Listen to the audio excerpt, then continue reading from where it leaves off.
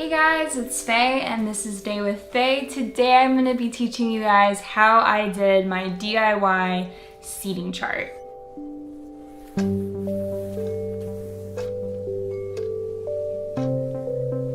Now this is super easy. If you have a FedEx and you use a FedEx, it costs me about $75 to do all of this, which is kind of pricey if you're trying to do things on the cheap. But I love this sign so much. I love how much it turned out. It's so beautiful. I love the personalization to it and I'm really proud of it. So this is my seating chart. This video is part of a 3-part series on how I did my DIY wedding signs, and this is definitely the easiest in terms of if you have Photoshop or if you have anything that's like Photoshop, you'll be good to go. This is actually very Photoshop heavy, so I'm going to hop on my computer, the exact fonts I use, the font size, the inches I did, so let's go to that. Okay guys, so first up, let me tell you the size that I have. We're gonna go to image, then image size, and then I have it by 22 inches for the width and 28 inches for the height. And I have the resolution set to 300 pixels per inch.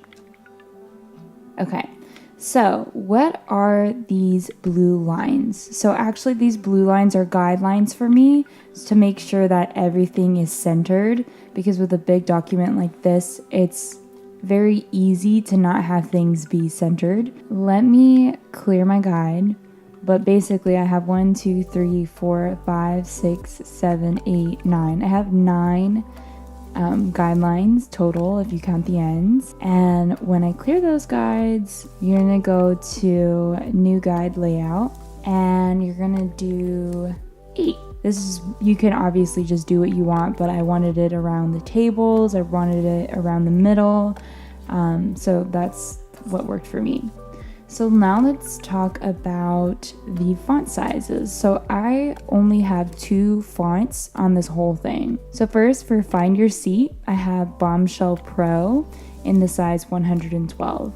Now one thing to note here is you do not want to put this too high up, because then the leaves are in fact going to cover the wording. So actually for table 1 through 6, that's a different font. So in total it's 3 fonts, not 2 like I just said.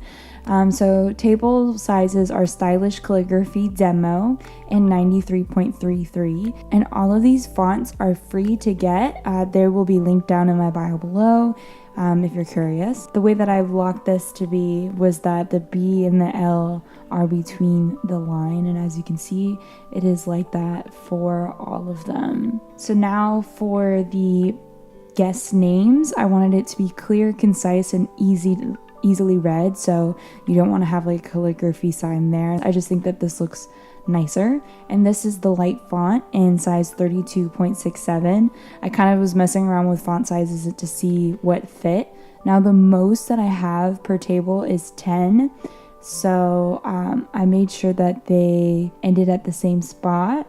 You could also do guidelines horizontally, but I didn't want to be too obsessive. I just tried to make sure that this line matched with here. So like that's how you do that. The way that you want to save it for FedEx is that you want to save as, so Photoshop PDF, and then you're good to go. Since our wedding is definitely on the rustic-y theme, I actually bought these plants, fake plants, from Amazon, and it is linked down below. I didn't really use much of it, but I would cut it up, and I actually taped it because I tried to super glue it and it would just keep peeling off, because I just think it's the consistency of this paper on the foam board that FedEx comes with. That's the option I chose. I think you could save like $10 to $15 if you just print it on paper and glue it on foam board yourself.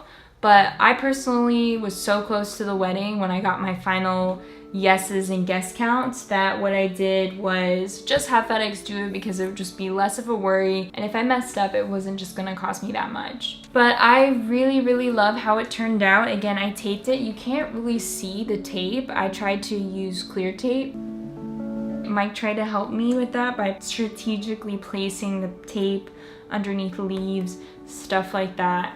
But otherwise, this is super, super, super easy and super cute. So I hope that this video is super helpful in helping you make your seating chart. I know that not everyone is super comfortable with Photoshop, so I tried to make it as easy as possible. So that concludes my DIY wedding signs. I was super, super, super happy about introducing this whole element of DIY into my life. Mike and I have milk painted some furniture in the past. That was pretty much the extent to my DIY nature, but now I feel like with this wedding that has come and gone, by the time of this video, even though I'm recording this a week before the wedding, I'm just super excited about how DIY has been introduced into my life. And it wasn't that difficult as a lot of people seem to think. Hope that helps.